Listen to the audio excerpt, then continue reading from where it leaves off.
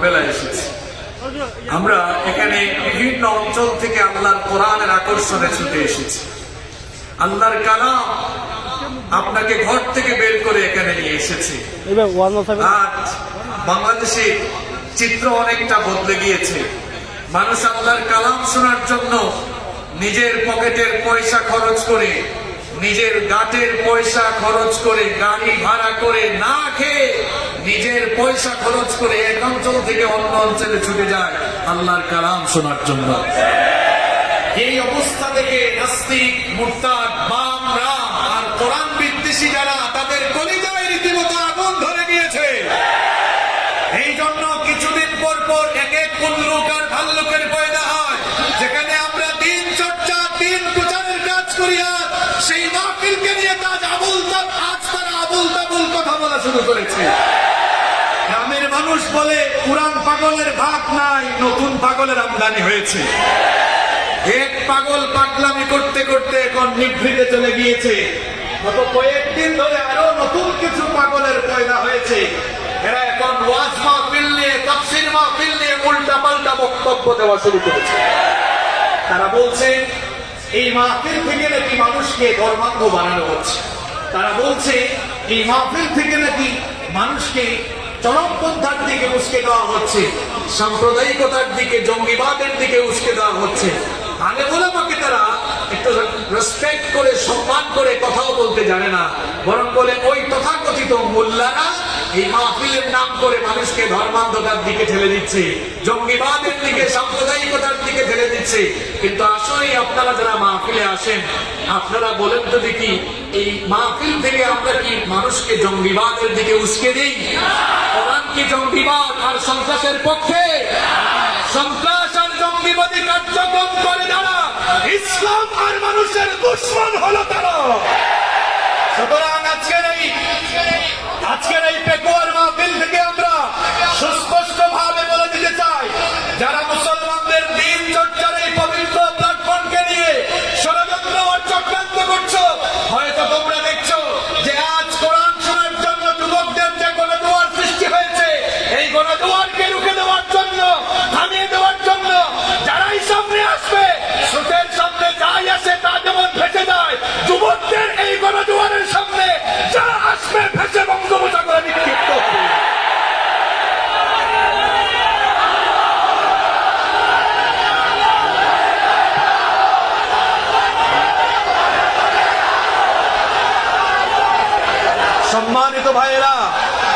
সম্মানিত ভাইয়েরা, ওই যে বললাম পুরান পাগলের ভাগ নাই, নতুন পাগলের আমদানি হয়েছে। ইসলাম বড় সেনসিটিভ জায়গা।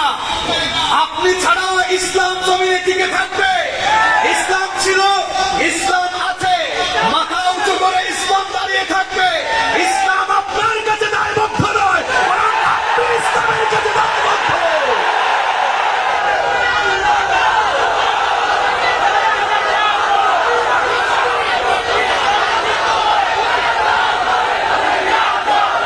সম্মানিত ভাইয়েরা, আমার সময় খুব সংক্ষিপ্ত, প্লিজ আল্লাহর ওয়াস্তে আমাকে কথা বলতে দিন। এক পাগল পাগলামি করে করে কোন জায়গায় যে গিয়েছে তারা কেউ খুঁজেও পায় না।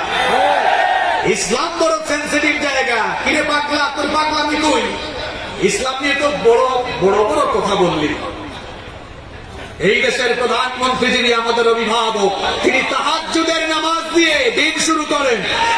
সুতরাং যেই দেশের প্রধানমন্ত্রী ফজরের নামাজ দিয়ে, তাহাজ্জুদের নামাজ দিয়ে দিন শুরু করেন, আর যেই দেশে অসংখ্য আলেম উলামা আছে, অসংখ্য তাওহীদবাদী জনতা আছে, সেই দেশে আর কিছু থাকবে না, থাক ইসলাম থাকবেই থাকবে ইনশাআল্লাহ।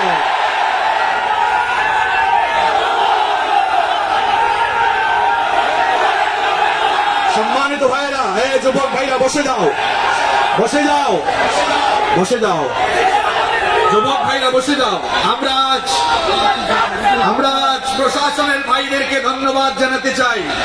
তারা একটি চমৎকার মাহফিল আয়োজনের জন্য পরিবেশ নিশ্চিত করে দিয়েছে। প্রশাসনের ভাইয়েরা এই দেশের শান্তি শৃঙ্খলা রক্ষার জন্য দিন রাত তারা পরিশ্রম করেন। এই দেশে শান্তি শৃঙ্খলা ফিরিয়ে আনার জন্য তারা অক্লান্ত পরিশ্রম করছেন। আমার কলিজার টুকরা প্রিয় প্রশাসনের ভাইদেরকে বলতে চাই, এই দেশের আলেম ওলামা শান্তি শৃঙ্খলা আনয়নে আপনাদের সহযোগী, আপনাদের প্রতিপক্ষ নন। আপনারা অস্ত্র দিয়ে মানুষকে অন্যায় অপকর্ম থেকে ফেরানোর জন্য দিন রাত পরিশ্রম করে আমরা এই কথা জানি, আপনাদের কন্ট্রিবিউশনের কথা আমরা জানি, এবং এই জন্য আমরা আমাদের প্রত্যেকটি মাহফিলে আপনাদের জন্য দোয়া করি, ঠিক কিনা বলেন? কিন্তু আমার প্রশাসনের প্রিয় ভাইদেরকে বলতে চাই, আমরা তো আপনাদের সহযোগী। আপনারা অস্ত্র দিয়ে মানুষকে ভয় দেখাইয়া অন্যায় থেকে ফেরানোর কাজ করেন, আর এই দেশের আলেম ওলামা তারা হয়তো কোনো অস্ত্র বহন করেন না, কিন্তু এই দেশের আলেম ওলামা তাদের জবানে দুইটা অস্ত্র বহন করেন, একটা কোরআন আর একটা হাদিস। এই কোরআন আর হাদিস দিয়ে আমরাও মানুষদেরকে অন্যায় পথ থেকে, ভুল পথ থেকে, জঙ্গিবাদ থেকে, সন্ত্রাস থেকে, যৌতুক থেকে, অন্যায় অপরাধ থেকে ফেরাবার জন্য আমরাও কাজ করি। সুতরাং আপনারাও কাজ করছেন, আমরাও কাজ করছি, আমরা একে অপরের সহযোগী, আমরা দুশ্মন নই। এই জন্য আমরা বলি, আমি প্রায় সময় বলি, এই দেশের আলেম ওলামারা এই মাহফিলের মাধ্যমে, দিন প্রচারের মাধ্যমে, মসজিদে খুতবার মাধ্যমে প্রত্যক্ষ আর পরোক্ষভাবে সরকার এবং প্রশাসনকে সহযোগিতা করছে। তাহলে প্রশ্ন হয়, এরপরেও দিন চর্চার এই জায়গাগুলোকে নিয়ে ষড়যন্ত্র করছে কারা? এক কথায় উত্তর হলো, অন্যায় আর অপরাধ জগতের নেতৃত্ব দেয় যারা, অন্যায় আর অপরাধ জগতের নেতৃত্ব দেয় যারা, কোরআনের মাহফিলে বাধা দেয় যারা। কারণ তারা চায় না সমাজে কোরআনের আলো ছড়িয়ে যাক, হক কথা ছড়িয়ে যাক। কারণ হক কথা ছড়িয়ে গেলে মানুষকে সত্য সুন্দরের দিকে আহ্বান করানো হলে তো কেসেরও চলবে না, মাদক চলবে না, সন্ত্রাস চলবে না। কারণ আমরা এই মাহফিলে সন্ত্রাসের বিরুদ্ধে, জঙ্গিবাদের বিরুদ্ধে, চরমপন্থার বিরুদ্ধে, আমরা এই মাহফিলগুলোতে যৌতুকের বিরুদ্ধে, অশান্তির বিরুদ্ধে কথা বলি। তারপরেও কেন প্রতিবন্ধকতা সৃষ্টি করা হয়? কারণ তারা চায় না সমাজ থেকে অন্যায়, অপরাধ, অশান্তি দূর হোক। এই জন্য আমি খুব সংক্ষেপে বলি, অন্যায় আর অপরাধ জগৎকে নেতৃত্ব দিচ্ছে তারা, আল্লাহর কোরআনের পথে বাধা সৃষ্টি করে তারা। সম্মানিত ভাইয়েরা, আজকে এই মাহফিল বাস্তবায়নের জন্য রাজনৈতিক নেতৃবৃন্দ, প্রশাসনের ভাইয়েরা অনেক সহযোগিতা করেছেন। এই জন্য আমরা তাদের প্রতি শুকরিয়া জানাতে চাই, তাদের জন্য দোয়া করতে চাই, আল্লাহ যেন তাদের গুনাহগুলো মাফ করে দেন। আমরা যারা এই মাহফিলে এসেছি, আল্লাহ তাআলা যেন আমাদের সকলের জীবনের গুনাহগুলোকে মাফ করে দেন। সম্মানিত ভাইয়েরা, সময় যেহেতু সংক্ষিপ্ত,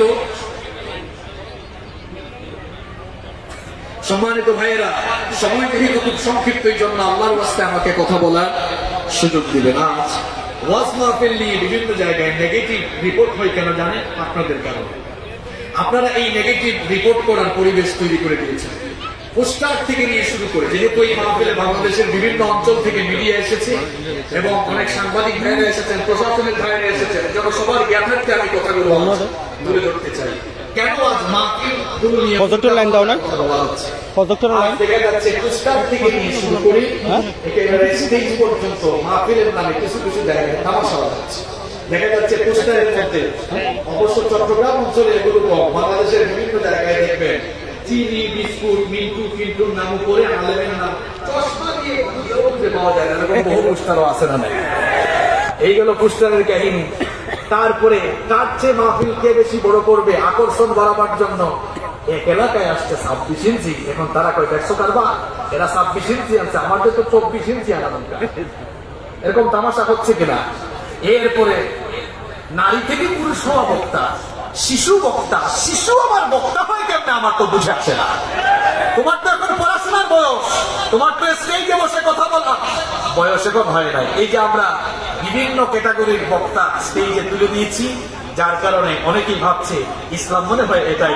এই যে হাসি তামাশা করা কিংবা ওয়াজ মাহফিল নিয়ে নেগেটিভ কথা বলা সুযোগ কিন্তু আমরাই তৈরি করে দিয়েছি।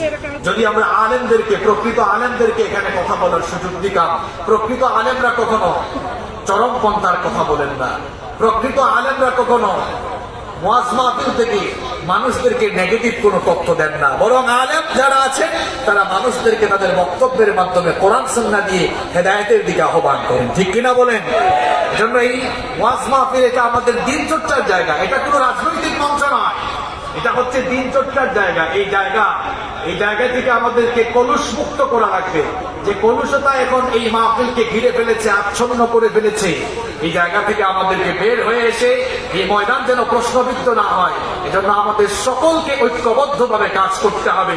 আল্লাহ যেন আমাদেরকে বুঝার তৌফিক দান করেন, সবাই বলেন আমিন।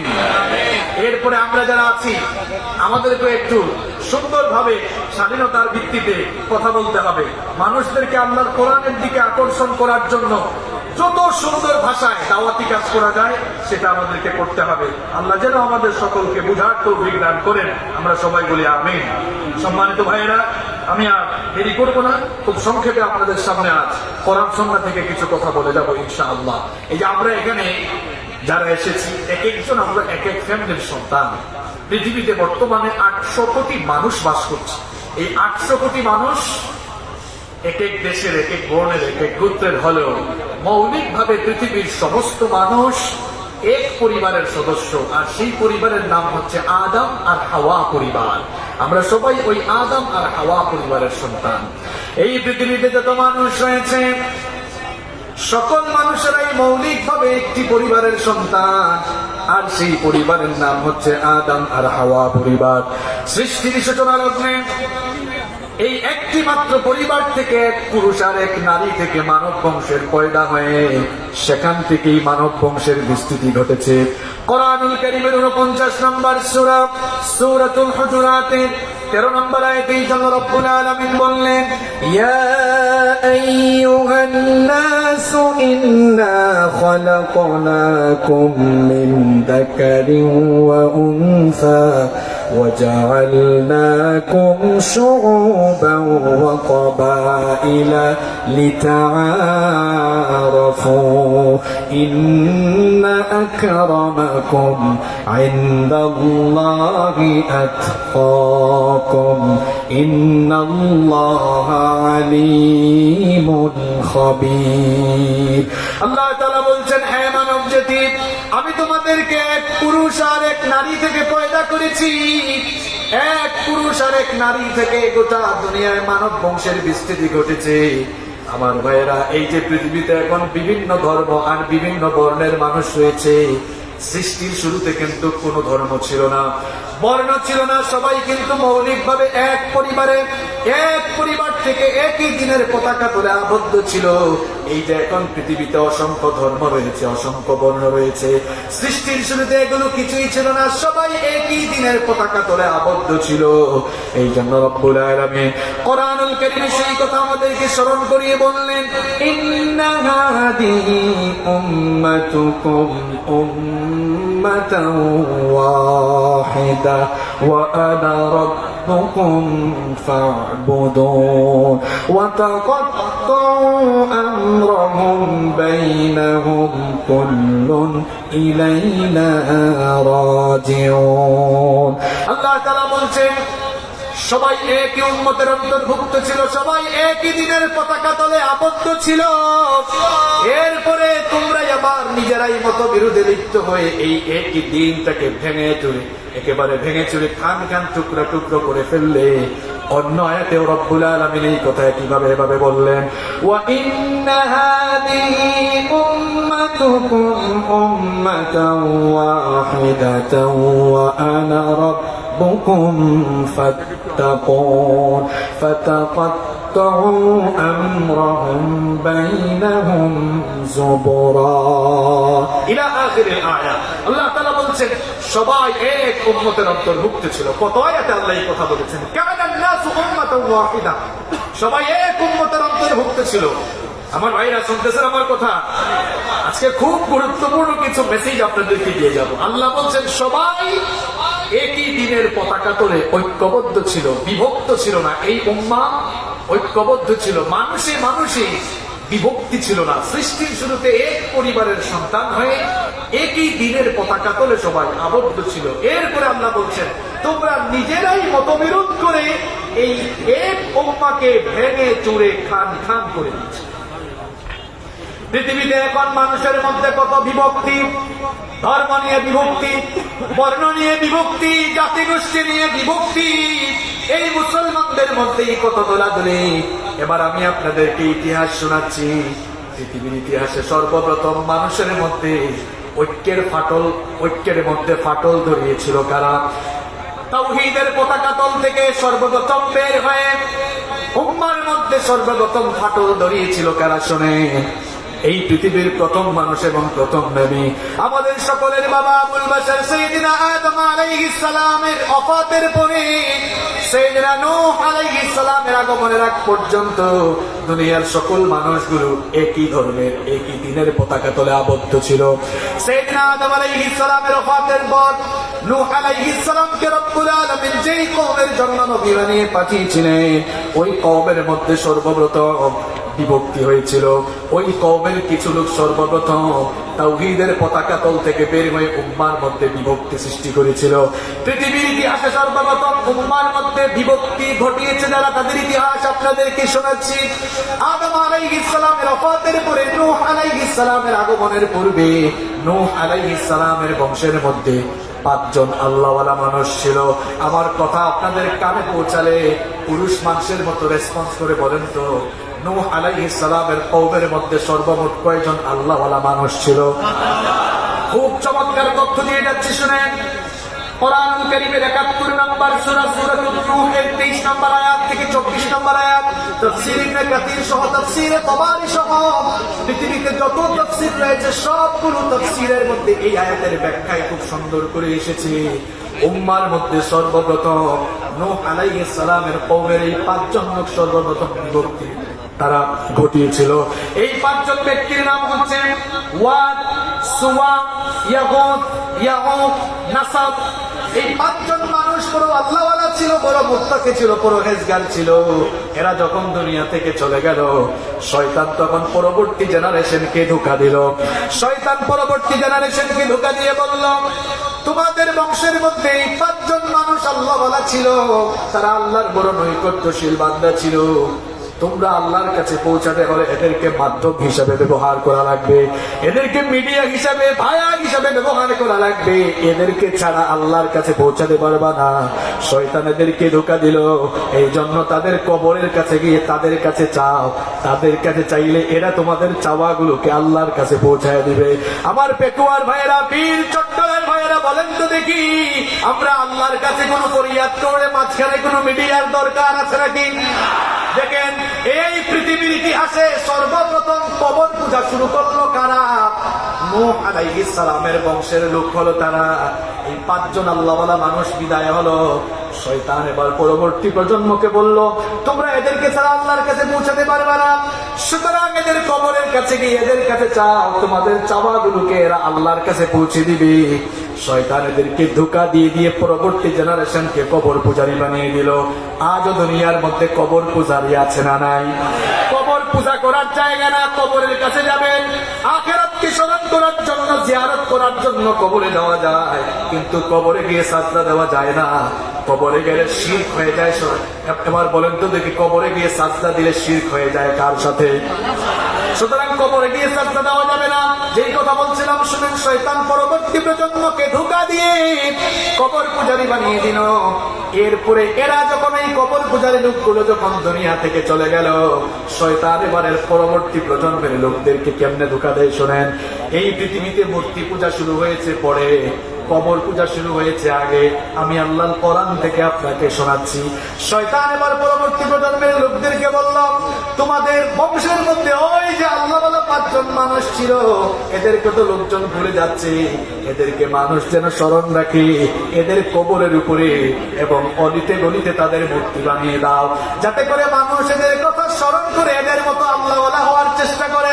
শয়তান কিন্তু এদেরকে পজিটিভ ধোঁকা দিল, মূর্তি পূজার কথা বললো না, বললো এদের মূর্তি বানাও, অলিতে গলিতে সেট করে রাখো, যাতে এদেরকে দেখলে মানুষ ওই 5 জন আল্লাহওয়ালা লোকের কথা স্মরণ করে তারাও যেন আল্লাহওয়ালা হয়, তারা যেন ইন্সপায়ার নিতে পারে, মোটিভেশন নিতে পারে এই কাজ করো।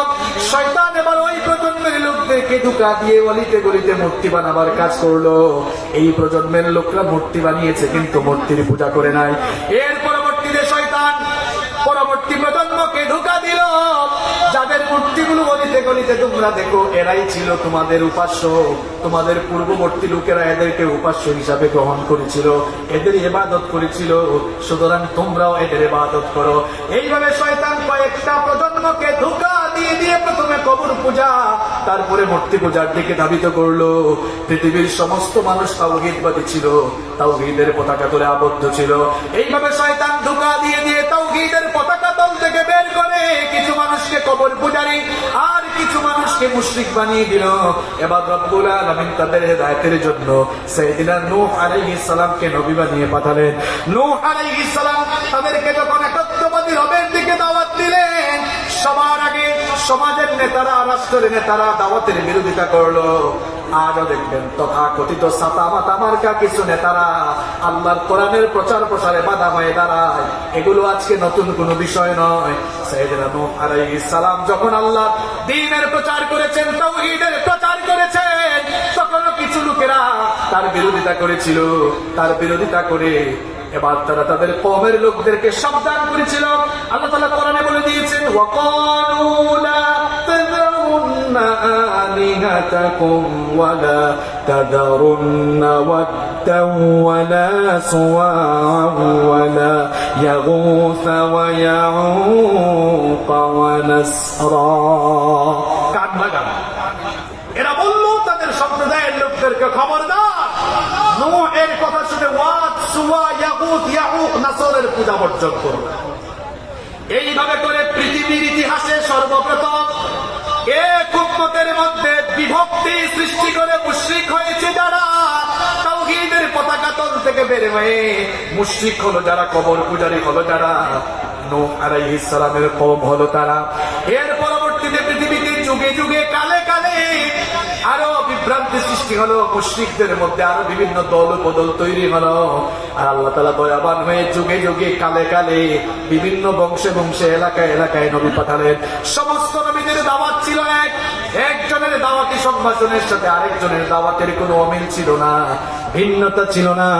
এই জন্য রব্বুল আলামিন বলছেন, ওয়ালাকাদ বা'আথনা ফি কুল্লি উম্মাতির রাসূলা আন ই'বুদুল্লাহা ওয়াজতানিবুত তাগুত।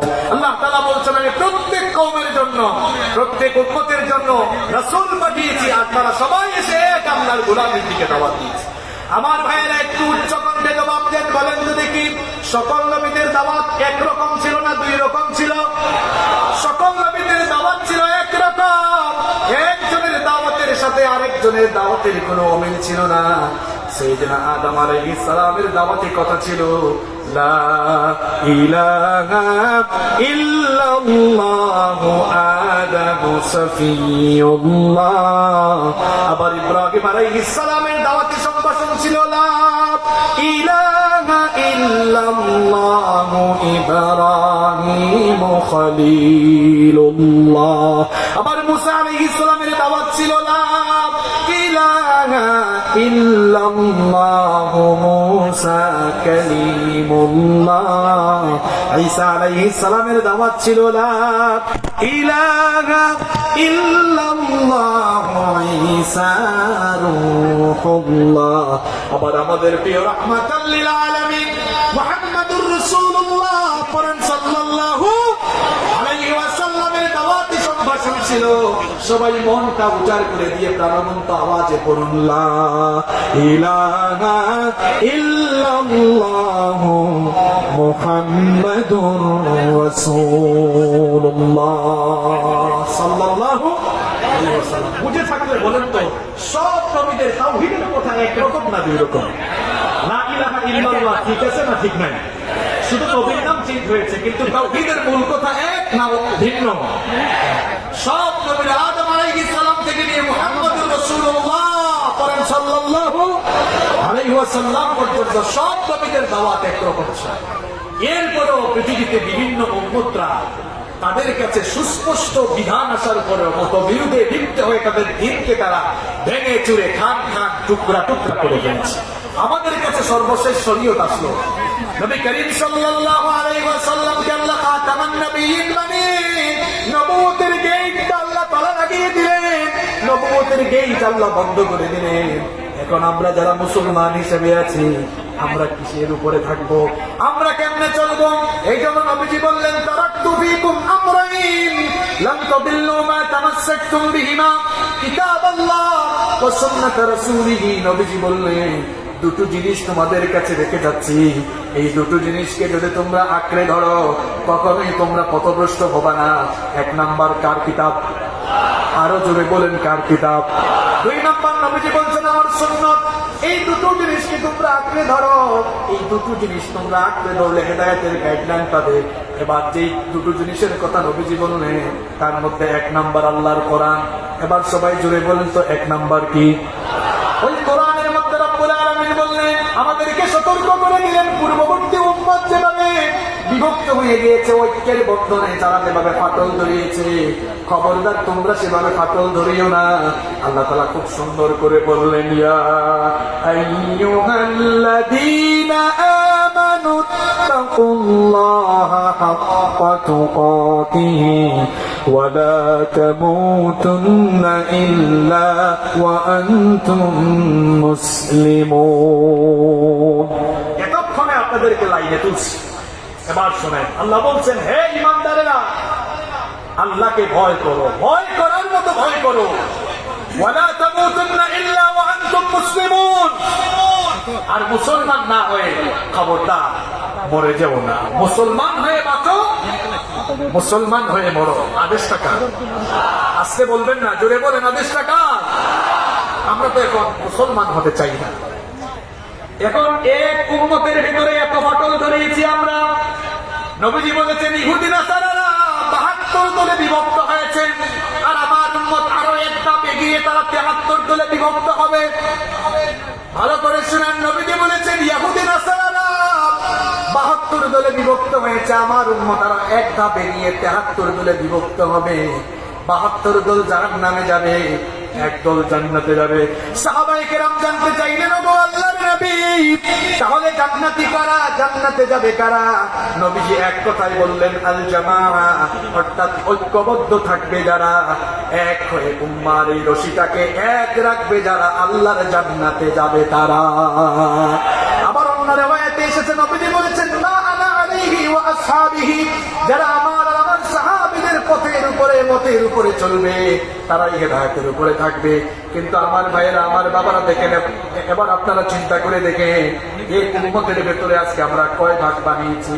আমরা আজ নিজের পরিচয়টা মুসলমান দিতে পারি না, লজ্জা পাই। আপনি যদি তাকে বলেন, ভাই আপনি আপনার পরিচয়টা বলেন, সে বলবে আমি দেওবন্দি। একজন বলে আমি কওমি, আরেকজন বলে আমি আলিয়া, আরেকজন কই আমি সুন্নি, আরেকজন কই আমি ঠান্ডা সুন্নি না আমি গরম সুন্নি, আরেকজন কই ঠান্ডা সুন্নি, আরেকজন কই আহলে হাদিস, আরেকজন কই লা মাযহাবি। আরে ভাই, দিলে বড় আফসোস লাগে। এত পরিচয় আপনি দিতে পারেন, কিন্তু নিজের পরিচয় মুসলমান আপনি দিতে পারেন না। লজ্জা হওয়ার কথা আপনার, লজ্জা হওয়ার কথা। আপনি নিজেকে মুসলমান হিসেবে পরিচয় দিতে পারেন না। পৃথিবীর সমস্ত নবীরা মুসলমান ছিলেন, আর তারাও ইসলামের দাওয়াত দিয়ে মানুষকে মুসলমান বানিয়েছেন, ঠিক কিনা বলেন? এই জন্য আল্লাহ বলেছেন, খবরদার সাবধান, আমি তো কোরআনের ছাত্র, কোরআনের কোথাও পাই নাই, দেওবন্দি না হয়ে মরো না, কওমি না হয়ে মরো না, আলিয়া না হয়ে মরো না, সুন্নি না হয়ে মরো না, এমন কথা কোরআনের ভেতরে নাই।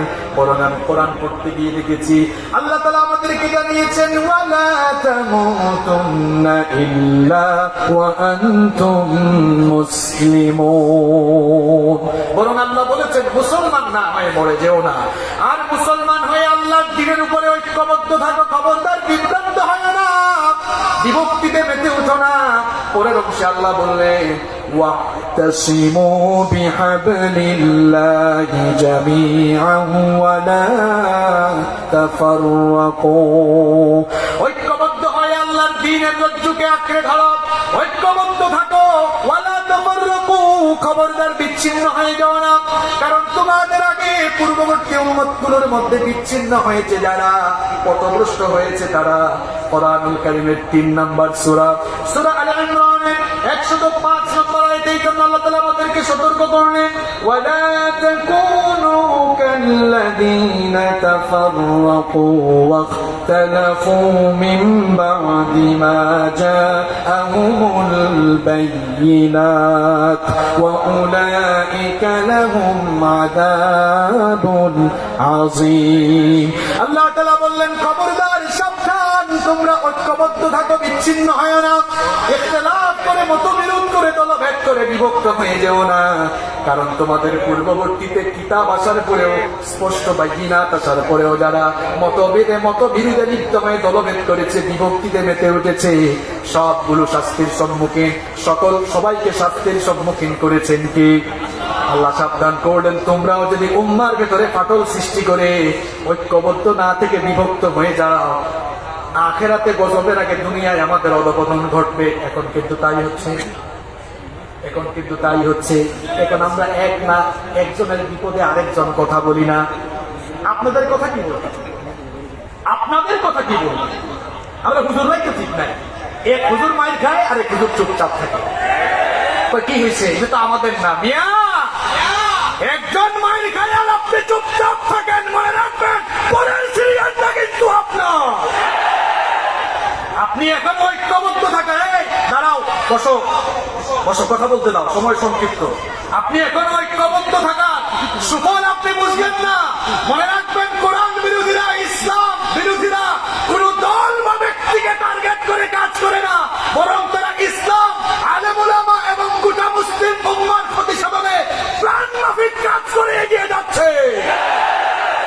আর আপনি যুবক ভাইরা, একটু দিব, সুযোগ দিব। আর আপনি খুব খুশি, অসুবিধা কি? এটা তো আমাদের না, পরের সিরিয়ালটা যে আপনার, আপনি বুঝে জানেন না। ঐক্যবদ্ধ থাকার সুফল আমরা এখনো বুঝলাম না। একটা উদাহরণ সুন্দর করে দিই, বলেন আপনারা, একটা লাঠি যদি কারো হাতে থাকে, একটা লাঠি ভাঙা খুব সহজ না কঠিন? কথা কর না কেন? একটা লাঠি হাতে নিয়ে ওই লাঠিটা ভাঙা সহজ না কঠিন? খুব সহজ।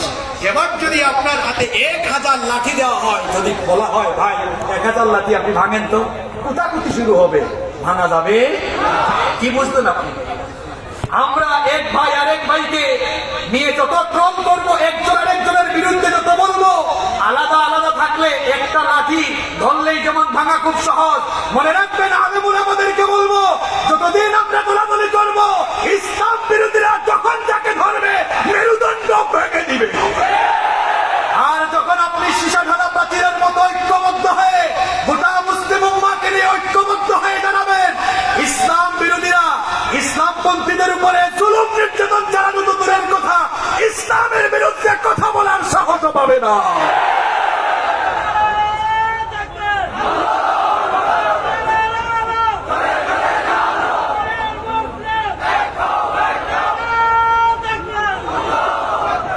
আমরা আলেমে আজ ঠেলাঠেলি গুতাগুতি করে, গুতাগুতি করে ইসলাম বিরোধীদেরকে আমরা খেলার মাঠ তৈরি করে দিয়েছি। আলেমে বিভেদ এখন জালিমে দোস্তি, আলেমে বিভেদ এখন জালিমে দোস্তি, পথের ঠিকানা জানা নেই কারো, কে কোথায় পাবে স্বস্তি,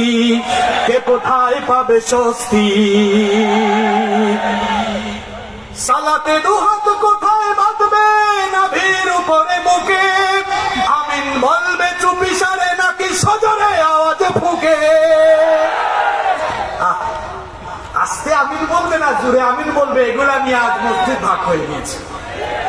নাভির উপরে হাত বাঁধবে না বুকের উপরে হাত বাঁধবে, এগুলা নিয়ে ঠেলাঠেলি করে আজ উম্মার মসজিদ গুলোকে আমরা আলাদা করে দিয়েছি। আছে না নাই?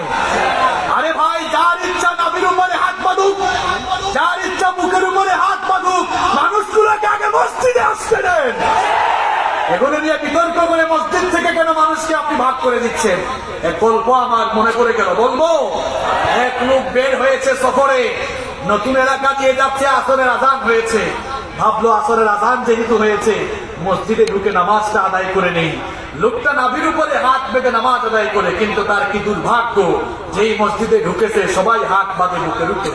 এখন নামাজ শেষে সবাই তাহলে দৌড়ানো শুরু করছে, ধর কোন জায়গা থেকে আসছে। লোকটা দৌড়ানো খাইয়া দৌড়ানো খাইতে খাইতে এক জায়গায় গিয়ে এদের হাত থেকে নিস্তার পেল। হাঁপাতে হাঁপাতে আবার পথ চলা শুরু করলো। কিছু দূর যাওয়ার পরে মাগরিবের আজান হলো। ভাবলো মাগরিবের নামাজটা আদায় করে ফেলি। এখন মসজিদে ঢুকার সময় টেনশন কাজ করতেছে, আরে আসরের নামাজে নাভির উপর হাত বেঁধেছে, মুসিবতে পড়ছি। এই দুশ্চিন্তার কথা মাথায় রেখে এখন মাগরিবের নামাজে হাত বাঁধছে বুকের উপরে। কপাল খারাপ, এই মসজিদে সবাই হাত বাঁধে নাভির উপরে। নামাজ শেষে সবাই তারা দৌড়ান শুরু করছে, কয় ধর। দৌড়ানো খাইতে খাইতে এক জায়গায় গিয়ে এদের হাত থেকে নিস্তার পাইয়া হাঁপাতে হাঁপাতে পথ চলা শুরু করেছে। এশার আজান যখন হলো, এশার নামাজে এক মসজিদে ঢুকবে, খুব চিন্তা। আসরের নামাজে খাইছে এক দৌড়ানো, মাগরিবের নামাজে খাইছে আরেক দৌড়ানো। নাভির উপরে হাত বেঁধেও মুসিবত, বুকের উপর হাত বেঁধেও মুসিবত। এশার নামাজে কপালে কি আছে জানি না, যেহেতু কপালে কি আছে জানি না, তাইলে হাত নাভির উপরেও না বুকের উপরেও না, হাত পাচ্ছে একদম কপালের মধ্যে। পাবলিক তারা দেখে বলে, কিরে ভাই তুমি আবার কোন জায়গা থেকে আসছো? ঘটনা শোনায় বললো, ভাই মাগরিবে কি বলে আসর মাগরিবের পরিণতির কথা ভেবে কপালে কি আছে জানি না, এই জন্য কপালেই হাত বাঁধছি। আপনি নামাজে হাত বাঁধা নিয়ে খেলাধুলি করেন, এই সুযোগে আপনি ইসলাম বিরোধীদেরকে, ইসলামপন্থীদের উপরে জুলুম চালানোর সুযোগ তৈরি করে দিয়েছে। যারা হজ উমরা করতে গিয়েছেন তারা দেখেছেন, হারামাইন শরীফাইনে যারা সালাত আদায় করেছেন দেখেছেন, হাত নাভির উপরে কেউ বাঁধে, বুকের উপরে কেউ বাঁধে। হাম্বলি মাযহাবের তারা হাতও বাঁধে না। ঠেলাঠেলি আছে, কেউ আস্তে আমিন বলে, কেউ জোরে আমিন বলে, কোনো ঠেলাঠেলি আছে? আমি একবার সালাত আদায় করছি মসজিদে হারামে, ফজিলাতুল শেখ আব্দুর রহমান আস-সুদাইস নামাজি ইমামতি করছেন, আমার পাশে পাকিস্তানি একটা দাঁড়িয়েছে। এখন আব্দুর রহমান আস-সুদাইস যখন তিনি বললেন, গায়রিল মাগদুবি আলাইহিম ওয়ালাদ-দাল্লিন,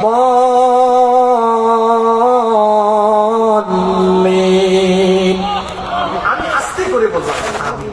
পাকিস্তানি সে বলল আমিন। নামাজ শেষে সে আমাকে জিজ্ঞেস করে না, এই তুই আস্তে বলছিস কেন? আবার আমিও তারে বলে নাই, কিরে তোর তেল হয়েছে নাকি বেশি, এত জোরে বললি কেন? সালাম ফিরে যে যার মতো করে চলে গেল। আস্তে বলেছে তাও ওকে, জোরে বলেছে তাও ওকে। এগুলো নিয়ে যত বেশি মারামারি করবেন তত বেশি উম্মার মধ্যে ফিতনা তৈরি হবে, ঠিক কিনা বলে? সালাতে দু হাত কোথায় বাঁধবে, নাভির উপরে বুকে। আমিন বলবে চুপিসারে নাকি সজরে আওয়াজ ফুকে। ছোট আরো ছোট বিষয় নিয়েও চলছে ভীষণ দ্বন্দ্ব। সব দল ভাবে আমরাই ভালো, অন্যরা কালো মন্দ। ফরজ নিয়ে তো মারামারি নেই, নফলে সফল যোগ। টুপির আকার আকৃতি নিয়ে গবেষণা হয় খুব। এক হুজুর দেখলাম ওই যে টুপি একটা স্টেজে নিয়ে টুপি ছিঁড়ে ফেলছে। মিয়া এটা ওই হুজুরের টুপি, ওই হুজুরের টুপি। আপনি এখন টুপির মধ্যে ইসলাম খুঁজেন, আর এই সুযোগে ইসলাম বিরোধী ঐক্যবদ্ধ হয়ে ইসলামপন্থীদের উপরে একত্রে ছাপিয়ে পড়েছে। ফরজ নিয়ে তো মারামারি নেই, নফলে সফল ডুব। টুপির আকার আকৃতি নিয়ে গবেষণা হয় খুব। এই সুযোগে আপনারা দেখো হাকিয়ে বেড়ায় হস্তি। জালিমে জালিমে দোস্তি, জালিমে জালিমে দোস্তি। আলেমে আলেমে বিভেদ, এখন জালিমে জালিমে দোস্তি। পথের ঠিকানা জানা নেই কারো, কে কোথায় পাবে স্বস্তি, কে কোথায় পাবে স্বস্তি। খ্যাতির নেশায় আলেমের মন ব্যস্ত, ভীষণ ব্যস্ত। এই সমাজের সব কাজ তাই জালিমের হাতে ন্যস্ত। নিজের হিসেব করে না আলেম অন্যের কথা ভাবে। বিরোধকারীরা জান্নাতে নাকি জাহান্নামেই যাবে।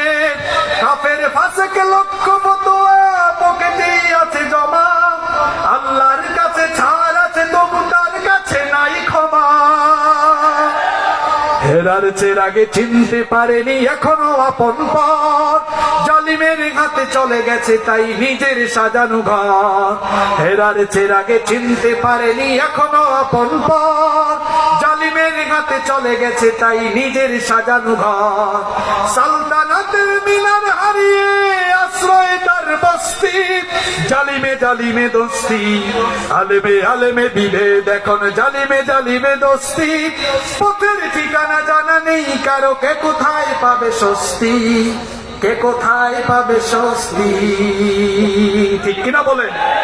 আমরা যদি বিভেদ ভুলে গিয়ে ঐক্যবদ্ধ হতে পারতাম, আমরা যদি এই দলাদলি বাদ দিয়ে সবাই এক থাকতে পারতাম, এই দেশে আর কেউ ইসলামের বিরুদ্ধে কথা বলার সাহস পেত না। এজন্য আমাদের মুরব্বী শ্রদ্ধাভাজন আলেমদেরকে আমরা সম্মানের সাথে, শ্রদ্ধার সাথে, ভক্তির সাথে বলতে চাই, দলাদলি সব বাদ দিয়ে মুসলমানদেরকে ডাক দিয়ে সবাই ঐক্যবদ্ধ হওয়ার চেষ্টা করুন। আল্লাহর কসম, এই দেশের মুসলমানরা সকল দলের, সকল মতের আলেমদেরকে এক টেবিলে দেখতে চায়। এই দেশে যদি আলেম ওলামারা এক হয়ে যেতে পারতেন, চিত্র বদলে যেত। আমি তো প্রায় সময় বলি যে বামরা অনেক সময় ডান বাম এক হয়ে গেলেও আলেম আলেম এক হইতে পারে না, আলেম আলেম এক হইতে পারে না। একটা পাল্লার মধ্যে ব্যাং রাখা যেমন কঠিন, আলেমদেরকে কিন্তু এক জায়গায় বসানো এমন কঠিন। কেউ কাউকে ছাড় দিতে চায় না, ছাড় দেওয়ার মানসিকতা থাকতে হবে। আপনি যদি এভাবে ছাড় না দেন, যে বললাম পৃথিবীর বহু জায়গায় কোয়ালিশন করে মানুষ সামনের দিকে আগাচ্ছে, ডান বাম সবাই কোয়ালিশন করে আগায়। আর আমার ভাইয়ের সাথে আমার সামান্য মাস আলাগত অমিল, আমি আমার ভাইয়ের সাথে এক টেবিলে বসতে পারি না। সকল আলেম তাদেরকে যদি জিজ্ঞেস করেন আপনারা কোরআনের আইন চান কি চান না, সবাই বলে চাই। তো সবার উদ্দেশ্য যেহেতু এক আছে, অন্তত এই একটা উদ্দেশ্যকে সামনে রেখে সবাই যদি আমরা এক টেবিলে বসতে পারতাম, এই দেশের মুসলমানরা আলেমদেরকে মাথার তাজ বানিয়ে এই জমিনে কোরআনের পতাকা উড়িয়ে দিত। আমাদের খাসলতের কারণে এই দশা হয়েছে। এজন্য আমি বলবো, আসুন সবাই ঐক্যবদ্ধ হই, ভেদাভেদ, রেষারেষি, দলাদলি বাদ দিই। আমরা কেউ আওয়ামী লীগ, কেউ বিএনপি করি, কেউ এই দল ওই দল, এই আপনি আপনার দলাদলি আপনার ভিতরে করেন, কিন্তু সবাই আমরা কোরআনের খাতিরে, ইসলামের খাতিরে আমরা সবাই এক, ঠিক কিনা বলেন? কারণ আমরা যে যে দলই করি না কেন, আমাদের সবার রব কয়জন, কিতাব কয়টা, নবী কয়জন? আমাদের প্রভু এক, এক নবীর উম্মত, জীবন বিধানে ওই শিবানী কোরআন। আমাদের প্রভু এক, এক নবীর উম্মত, জীবন বিধানে ওই শিবানী কোরআন। তবে কেন এক নও হে মুসলমান, এক হও, এক হও করিয়া আহ্বান। বাইতুল্লাহ কয়টা আমাদের?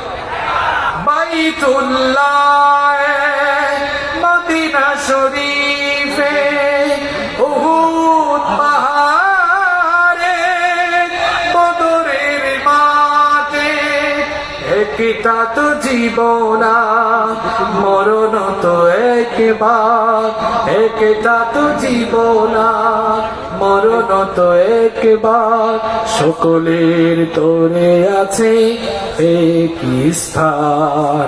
তবে কেন এক নও হে মুসলমান, এক হও, এক হও করিয়া আহ্বান। আমাদের প্রভু এক, এক নবীর উম্মত, জীবন বিধানে ওই শিবানী কোরআন। তবে কেন এক নও হে মুসলমান, এক হও, এক হও করিয়া আহ্বান। বলেন আমিন। আমরা যদি ঐক্যবদ্ধ থাকতে পারতাম কি লাভ হতো, আর ঐক্যবদ্ধ না থাকার কারণে কি লস হচ্ছে, এরপরে আমরা শেষের দিকে যাবো ইনশাআল্লাহ। দেখেন, তার আগে বলি, আমাদের সবগুলো ইবাদত আমাদেরকে ঐক্যবদ্ধ থাকার শিক্ষা দেয়। যতগুলো মৌলিক ইবাদত আছে, সবগুলো মৌলিক ইবাদত আমাদেরকে ঐক্যবদ্ধ থাকার ট্রেনিং দেয়। বলেন তো, ঈমান আনার পরে আমাদের সর্বপ্রথম দায়িত্ব যে ইবাদত আদায় করা, ওই ইবাদতের নাম কি? আর একটু জোরে বলেন, ইবাদতের নাম কি? নামাজ একা একা ফরজ না জামাতের সাথে ফরজ? দেখেছেন, এই নামাজ দিয়ে আল্লাহ তাআলা আমাদেরকে ঐক্যবদ্ধ থাকার গুরুত্ব বুঝিয়েছে। নামাজ কিন্তু একা একা ফরজ হয় না। রব্বুল আলামিন বললেন, ওয়া আকিমুস সালাতা ওয়া আতুজ যাকাতা ওয়ারকাউ মা'আর রাকিঈন। সালাত কায়েম করো, যাকাত দাও, আর মসজিদে এসে যারা রুকু করে তাদের সঙ্গে রুকু করো, অর্থাৎ জামাতের সাথে ঐক্যবদ্ধ হয়ে নামাজ আদায় করো। আমাদের দেশে এই চিত্রটা কম। হজ আমরা যারা করেছেন তারা দেখেছেন, হারামাইন শরীফাইনে যখন ইকামত হয়ে যায়, ইমাম সাহেব আরবিতে কয়েকটা কথা বলে, আপনাদের কানে গিয়েছে, হয়তো আপনারা ফেসবুক ইউটিউবে দেখেছেন। ইমাম সাহেব বলে ইস্তাউ ইস্তাউ আকিমু সুফুফাকুম ওয়া'তাদিলু, বলে না সফু সুফুফাকুম ওয়া তারাসু ওয়া সুদ্দুল খালাল। আমাদের দেশে অনেক জায়গায় বাংলা ইমাম সাহেবরা বলেন ডানে বামে তাকিয়ে কাঁধে কাঁধ লাগিয়ে ফাঁকা জায়গা ফিল আপ করে সোজা হয়ে কাতার বন্দী হয়ে দাঁড়ান, বলে না? বলেন তো নামাজে গিয়ে আমরা কি বলে, আমি আলিয়ার হুজুর তুমি কৌমির হুজুর পিছনে যাও, বলে? কথা কর না কেন? বলে? কেউ কি বলে আমি ক্ষমতাসীন আওয়ামী লীগ, আমি এখন ক্ষমতায়, আমি সামনে তুই পিছনে যা, বলে? চেয়ারম্যান সাহেব কি বলে আমি চেয়ারম্যান তুই রিক্সাওয়ালা যা পিছনে যা, বলে? কেউ যদি এটা বলেও ফেলে তাহলে রিক্সাওয়ালা বলবে মিয়া তোমার চেয়ারম্যান গিরি গিয়া পরিষদে দেখা, এটা মসজিদ আল্লাহর ঘর, এখানে তুমিও আল্লাহর গোলাম, এখানে আমিও আল্লাহর গোলাম, ঠিক কিনা বলে?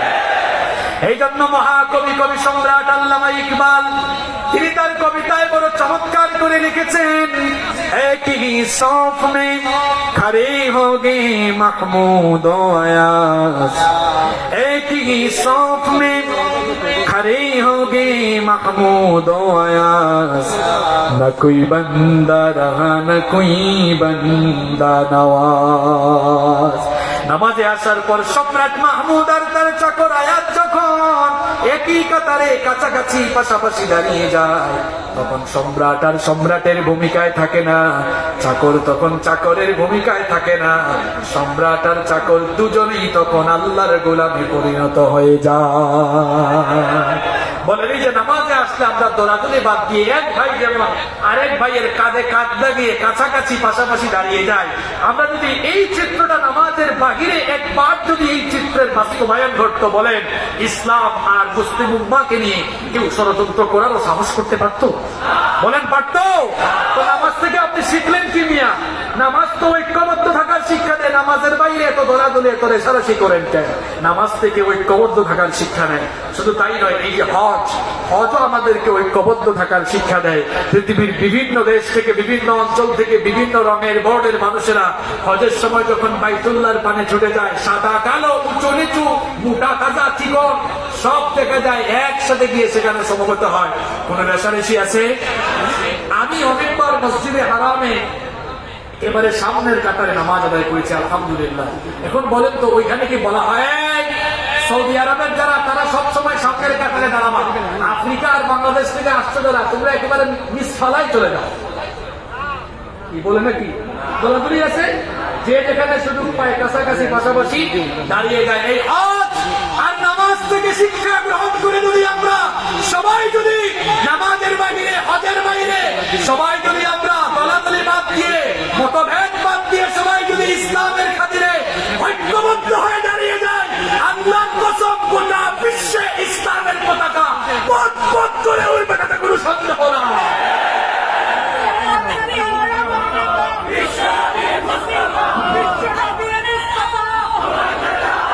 সম্মানিত ভাইয়েরা, এবার আসুন দুটি পয়েন্টে কথা বলে শেষ করি। ঐক্যবদ্ধ না থাকার কারণে কি হচ্ছে সেই কথা বলি। এক নাম্বার, ঐক্যবদ্ধ না থাকার কারণে ঐক্যবদ্ধ না দেখেন, আমি কিন্তু পয়েন্ট ভিত্তিক আলোচনা করেছি। বড় মাহফিলে কারো কারো মনোযোগ থাকে, কারো কারো মনোযোগ থাকে না, এটা আমিও জানি। আমি আবার একটু রিপিট করে দিই। প্রথম পয়েন্ট ছিল সবাই আদম এবং হাওয়া পরিবারের সদস্য হয়েও প্রথমে এই উম্মার ভিতরে এক পরিবারের ভিতরে ঝামেলা ঘটাইয়া এখান থেকে বের হয়ে গেল কারা? কেমন রাখছেন দেখি? কোন নবীর উম্মত তারা? নূহ নবীর উম্মত তারা। উম্মতের কিছু লোক সবাই না, এরপরে তো নূহ নবী আসবে, এরপরে ইহুদি নাসারা বিভিন্ন ধর্ম গোত্রের বর্ণে মানুষ বিভক্ত হয়ে গেল। এরপরে আমি বলেছি যুগে যুগে কালে কালে সবার কাছেই নবী আসছেন এবং সব নবীদের দাওয়াত এক রকম না দুই রকম? সবাই তাওহীদের দাওয়াত দিলেন। এরপরের পয়েন্ট ছিল আমরা হলাম শেষ নবীর উম্মত, আমাদের কাছে নবী দাওয়াত দিয়ে দুইটা জিনিস রেখে দিয়ে চলে গেছেন, কোরআন আর সুন্নাহ। এই কোরআন সুন্নাহকে ধরে আমরা সবাই এক থাকবো, এটা আল্লাহ কোরআনে বলেছেন, নবীজি হাদিসেও বলেছেন। এই যে ঐক্যবদ্ধ থাকার ট্রেনিং সব ইবাদত আমাদেরকে দেয়, এটাও বললাম। সর্বশেষ দুইটা পয়েন্ট শুনেন।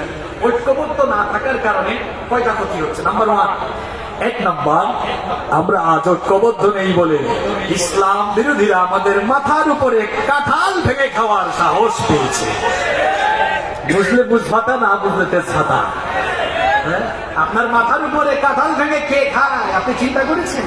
যদি আমরা আলাদা আলাদা না হতাম কেউ এটার সাহস করতো। 2 নম্বর যে ক্ষতিটা হচ্ছে, ঐক্যবদ্ধ না থাকার কারণে আমাদের উপর আল্লাহর রহমত আসতেছে। আপনি বলবেন হুজুর এটার দলিল কি? রব্বুল আলামিন বলেছেন ঐক্যবদ্ধ থাকবে যারা আল্লাহর রহমত পাবে তারা। কোরআনুল কারীমের 4 নম্বর সূরা সূরাতুন নিসা এর 175 নম্বর আয়াতে রব্বুল আলামিন বললেন, ফাআম্মাল্লাযীনা আমানু বিল্লাহি ওয়া তাসাবু বিহি فسيدخلهم في رحمة منه وفضل ويهديهم إليه صراطا مستقيما. আল্লাহ তাআলা বলেন, আর যারা আল্লাহর উপরে ঈমান এনে আল্লাহর দ্বীনের উপরে ঐক্যবদ্ধ থাকবে যারা, আল্লাহর রহমত আর আমার অনুগ্রহের ভেতরে স্থান পাবে তারা। সুবহানাল্লাহ। তাহলে ঐক্যবদ্ধ থাকবে যারা আল্লাহর রহমত আর অনুগ্রহ পাবে তারা। 3 নম্বর, ঐক্যবদ্ধ না থাকার কারণে দ্বীন এখনো কায়েম হচ্ছে। যতদিন না আমরা ঐক্যবদ্ধ হব ততদিন পর্যন্ত দ্বীন কায়েম হবে। আল্লাহ তো এই জন্যই বলেছেন, ওয়াতাসিমু বিহাবলিল্লাহি জামিআন ওয়া লা তাফাররাকু। আল্লাহ ওয়া লা তাফাররাকু বলে বুঝাতে চাইছেন এই বিচ্ছিন্ন হওয়া আর দ্বীনও কায়েম করতে পারবা। ঐক্যবদ্ধ যদি থাকতে পারি তাহলে দ্বীন কায়েমটাও সহজ হয়ে যাবে। সর্বশেষ যে পয়েন্ট বলতে চাই, হুজুর ঐক্যের কথা তো এতক্ষণ ধরে বললেন, এই ঐক্যবদ্ধ হবো কেমনে কিছু ফর্মুলা দিয়ে যান। সর্বশেষ 7টা পয়েন্ট বলছি। আমরা যদি এই 7টা ফর্মুলা অন্তত সবাই মানতে পারি, আমার মনে হয় যে আমরা দোলাদুলি বাদ দিয়ে ঐক্যবদ্ধ হতে পারবো ইনশাআল্লাহ। ভালো করে শুনুন, আমি আলোচনার শুরুতে বলেছিলাম আজ খুব গুরুত্বপূর্ণ কিছু মেসেজ দিয়ে যাবো। কিসের দোলাদুলি বাদ দেন, এই হুজুরের খেলা খেলে আর কইলেন না, পাবলিক আর এগুলা চায় না, ঠিক কিনা বলেন? ঐক্যবদ্ধ হওয়ার কিছু ফর্মুলা বলে যায়। নাম্বার 1, 1 নাম্বার হচ্ছে আমাদের মধ্যে ইখতিলাফ থাকবে, মতভেদ থাকবে, কিন্তু ইখতিলাফ এই কারণে দলভেদ হবে না। ইখতিলাফ থাকা it's the beauty of Islam. এটা ইসলামের সৌন্দর্য। সাহাবীদের মধ্যেও বিভিন্ন বিষয় নিয়ে ইখতিলাফ ছিল, কিন্তু ইখতিলাফের কারণে এক সাহাবী এক দল বানান নাই, আরেক সাহাবী আরেক দল বানান নাই। ইখতিলাফ থাকতে পারে, ইখতিলাফের কারণে আমার ভাইয়ের সাথে ইখতিলাফ করে মতভেদ করে আমরা দলাদলি করতে পারি না। এটা ইসলামের সৌন্দর্য নয়, ইসলামের শিক্ষা নয়, দীক্ষাও নয়। ইখতিলাফ থাকবে, তার কারণে আমরা আলাদা হয়ে যাব।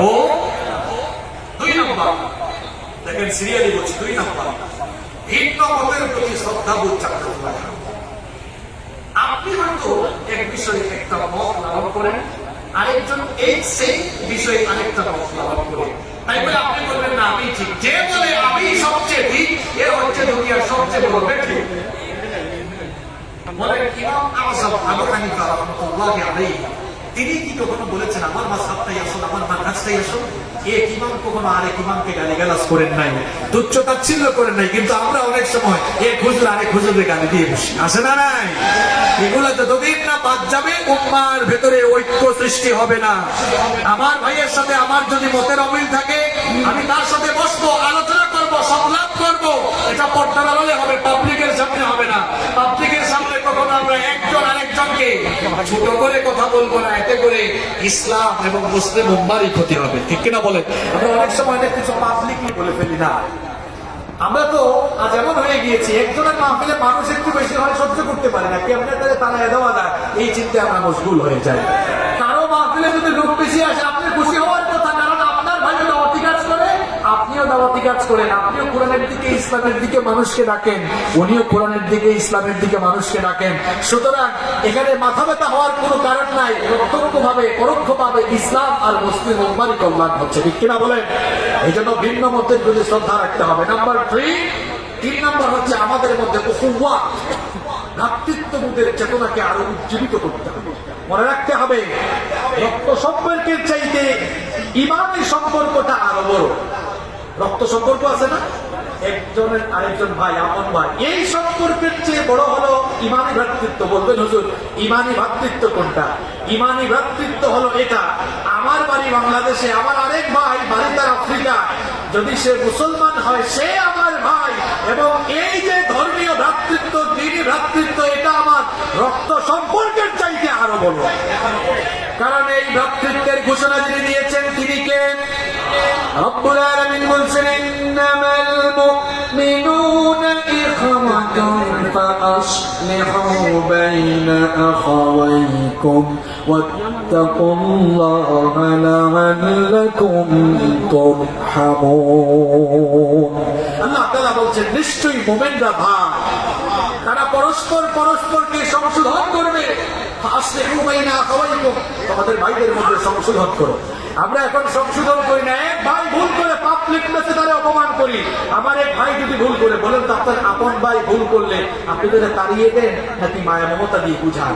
আপনি যদি আপনার ভাইকে মায়া মমতা দিয়ে বুঝাইতে পারেন, এক ভাই দাওয়াতি কাজ করতে গিয়ে কোনো ভুল করলে আপনি বুঝি তারে চা খাওয়ার দাওয়াত দিয়ে সুন্দর করে বুঝাইতে পারেন না? এই চরিত্র যতদিন না আমরা আমাদের মধ্যে, যারা আমরা দায়ী, যতদিন না আমরা আমাদের মধ্যে এই চরিত্র ধারণ করতে পারবো, ততদিন ওয়াজ চলবে, মাহফিল চলবে, উম্মাহ ঐক্যবদ্ধ হবে না। সাফ কথা না। এজন্য ভাইকে সংশোধন করুন, কিন্তু এক ভাই আরেক ভাইয়ের উপরে রেশারেশি করে এক ভাই আরেক ভাইয়ের বিরুদ্ধে লেগে যাবেন না। এটা ইসলামের সৌন্দর্য না। সম্মানিত ভাইয়েরা, এরপরে বলছিলাম নাম্বার 4, 4 নাম্বার, পরস্পরের প্রতি ভালোবাসা, মহব্বত বাড়াইতে হবে। মহব্বত বাড়াইবো কেমন? আমরা তো একজন আরেকজনের সাথে দেখা হইলে চা খাওয়া দূরের কথা, একজন আরেকজনের সাথে বসতেও রাজি না, আছে না? নাই। আপনাদের কথা কি বলতাম? আগে তো আপনারা আমাদের কাছে দোয়া দিতেন, হুজুর আমাদের জন্য দোয়া করে। আমরা বিপদে আছি, আপনাদের কাছেই দোয়া চাওয়া লাগবে। আপনারা দোয়া করেন আমরা যেন ঠিকঠাক থাকতে পারি। আমরা একজন আরেকজনকে সহ্য করতে পারি না। এই চিত্র পাল্টাতে হবে, একজন আরেকজনের প্রতি ভালোবাসা বাড়াতে হবে। আর ভালোবাসার ভ্রাতৃত্ববোধের এই নমুনা শিখতে হবে নবীজির সাহাবীদের কাছ থেকে। খুব চমৎকার একটি ঘটনা আপনাদেরকে শোনাই দেখেন। আমরা যারা ঈমান এনেছি, মুসলমান হয়েছি, এক ভাইয়ের সাথে আরেক ভাইয়ের কেমন সম্পর্ক থাকা দরকার শুনেন। মক্কা থেকে হিজরত করে 20 জন সাহাবীরা মদিনায় গিয়েছিলেন। নিজেদের ঘর বাড়ি ছেড়ে তারা গিয়েছিলেন, নিজেদের ঘর বাড়ি জায়গা জমি ছেড়ে দিয়ে মদিনায় যখন তারা গিয়েছিলেন, মুহাজির সেই সকল সাহাবীদেরকে, হিজরতকারী সেই সকল সাহাবীদেরকে মদিনার সাহাবীরা কেমন ভাবে সাহায্য করেছেন, আনসারী সাহাবীরা কেমন তাদেরকে তাদের পরিবার দিয়েছেন। এই ভাতৃত্বের প্রশংসা রব্বুল আলামিন কোরআন কারীমে বলেন। কোরআন কারীমের 7 নম্বর সূরা সূরাতুল হাসরের 9 নম্বর আয়াতে আল্লাহ বলেন, ওয়াল্লাযীনা তাবাওয়াউ الدار والإيمان من قبلهم يحبون من هاجر إليهم ولا يجدون في صدورهم حاجة مما أوتوا ويؤثرون على أنفسهم ولو كان بهم خصاصة. الله تعالى বলছেন, মক্কার মুহাজিররা যখন মদিনায় হিজরত করে গিয়েছিল, মদিনার সেই সকল সাহাবীরা মুসলিমদেরকে এমন ভাবে জায়গা দিয়েছিল, আশ্রয় দিয়েছিল, নিজেদের চাইতে তারা তাদের ভাইদেরকে আরো বেশি প্রাধান্য দিয়েছিল, এত বেশি প্রাধান্য দিয়েছিল। মদিনার সাহাবীরা মক্কা থেকে আসা মুহাজির ভাইদের সাথে নিজেদের কি ভাগ করে গিয়েছে, নিজেদের ঘরে থাকতে দিয়েছে। এমনকি যাদের একাধিক স্ত্রী ছিল, একাধিক স্ত্রী থাকলে তালাক দিয়ে তারা মুহাজির ভাইয়ের সাথে বিয়ের ব্যবস্থা করে দিয়েছে। ভ্রাতৃত্বের প্রশংসা আল্লাহ কোরআনে করেছেন, ভ্রাতৃত্বের প্রশংসা আল্লাহ কোরআনে করেছেন। ভালোবাসা কারে কয়? ভালোবাসার দাবি হলো একজন আরেকজনের প্রতি কিছু স্যাক্রিফাইস হবে। আপনি আপনার ভাইকে ভালোবাসেন, সালাম দেওয়া তো দূরের কথা, আপনি তাকে ভালোবাসা দূরের কথা, একটু সালামও দেন না। আমরা এখন এক ভাই বিপদে পড়লে আরেক ভাই একটু এগিয়েও যাই না, একটু কথাও বলি না। অবস্থা যেন এমন হয়েছে যে আগুন লেগেছে, পানি ঢালি না, উল্টা আরো আমরা কেরোসিন ঢালি, আছে না নাই? এজন্য আমি বলি, উম্মতের ঘরে আগুন লেগেছে আর কেরোসিন ঢালবেন না, পারলে পানি ঢালেন, না পারলে চুপচাপ বসে থাকেন, আর আগুন ধরাইয়েন না। বরং পারলে মহব্বত কেমনে বাড়ানো যায় এই কাজ করেন। আগুন লাগছে, পানি ঢালেন, কেরোসিন ঢাইলেন না, না পারলে আপনি চুপচাপ থাকেন, চুপ থাকেন, কথা বললেন না। এটা ভালো। নবীজি বলেছেন, আল্লাহর নবী বলেছেন, তোমাদের মধ্যে যারা ইমানদার সে যেন ভালো কথা বলে, নইলে সে কি থাকে? চুপচাপ। হয় ভালো কথা বলুন, নইলে আপনি চুপচাপ থাকেন। নাম্বার 5, 5 নম্বর ঐক্যবদ্ধ থাকার 5 নম্বর ফর্মুলা হলো এক ভাই আরেক ভাইকে আমরা কষ্ট দিব না, এক ভাই আরেক ভাইকে কখনো কষ্ট দিব না, এক ভাই আরেক ভাইয়ের উপরে কখনো জুলুম করব না। নবীজি বলেছেন আল মুসলিমু মান সালিমা আল মুসলিমুনা মিন লিসানিহি ওয়া ইয়াদিহি, মুসলমান তো সেই, প্রকৃত মুসলমান তো সেই ব্যক্তি যার হাত এবং যার জিহবা হাত এগুলোর অনিষ্ট থেকে অন্য মুসলমান নিরাপদ থাকে। আমাদের এই জিহবা থেকে অন্য মুসলমান নিরাপদ থাকে না। আমরা যখন তখন যার তার বিরুদ্ধে আবুল তাবুল ভাষায় অনেক তুচ্ছতাচ্ছিল্য করে কথা বলি, আছে না নাই? ঐক্যবদ্ধ হবো কেমনে? আমরা একজন আরেকজনের সাথে মতের অমিল হলে আমরা তার নাম বিকৃত করে পর্যন্ত ডাকি। বাবা নাম রেখেছে জামাল উদ্দিন, কয় কিরে জামাইল্লা, বাবা নাম রেখেছে কামাল উদ্দিন, কয় কিরে কামাইল্লা, এরকম আছে না নাই? এইরকম যদি চলতে থাকে, আমাদের জিহবা থেকে যদি আরেক মুসলমান ভাই হেফাজত থাকতে না পারে, তাহলে আমাদের এই জিহবা দিয়ে মুসলিম উম্মার আর কি কল্যাণ হবে? এজন্য আমার ভাইয়েরা, ঐক্যবদ্ধ হওয়ার জন্য, মুসলিম উম্মাকে এগিয়ে নিয়ে যাওয়ার জন্য, ইসলামকে আরো এগিয়ে নিয়ে যাওয়ার জন্য, ইসলামের সৌন্দর্য গোটা দুনিয়ায় ছড়িয়ে দেওয়ার জন্য নিজেদের জবানকে আরো সুন্দর করতে হবে, নিজেদের জবানকে সুন্দর করতে হবে, ভাষা সুন্দর করতে হবে। এক ভাই আরেক ভাইকে আমরা কষ্ট দিব না, পারবো তো ইনশাআল্লাহ? আল্লাহ তৌফিক দান করেন, বলেন আমিন। 6 নাম্বার হচ্ছে এক ভাই বিপদে পড়লে আরেক ভাই আমরা এগিয়ে যাব।